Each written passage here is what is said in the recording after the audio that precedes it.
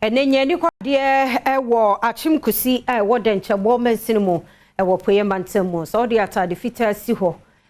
koba bedo hweba kwa beba na ni adane aye bran ohunu se fitaa se wo mchem se mfuturo eyade a eku wo mo pa wenti wo mo ede nsem atodwe chempenifo se wo mamma amaye kwan na nye bibia mfaso a wo mopomuden ene dansanim AdomTV kase so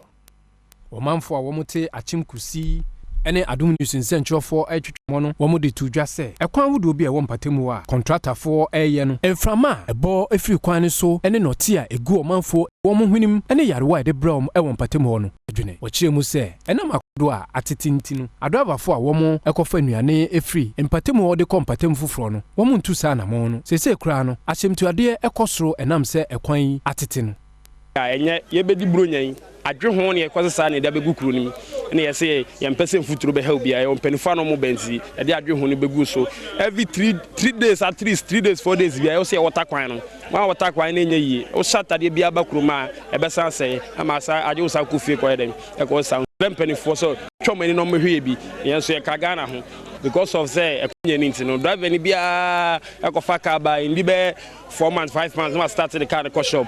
ekwan nye fiti ha to kede enye kwan bia nso mo je 10 cedis okoka o mo se kwan nye nti no o mo no mo de o mo ho no mo je onfu agyae utimi so nkasa onfu edan a obefu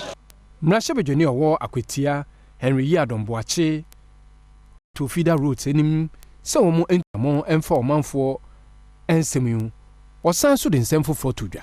akwa ye na so na 19 amenso se be mantra se aban be bakra be so mo ansa medical etu anamo akwa me reshaping across the constituency bia reshaping that area electoral area no all the 21 electoral area na ne enye anase bia ye complain o kase say year 2020 about to no contractor by ana oye adwuma krom edeko after the election ye hu contractor ne biom sisa ne nema edeko ye anaso ma me akonya ama me file question our parliamentary servo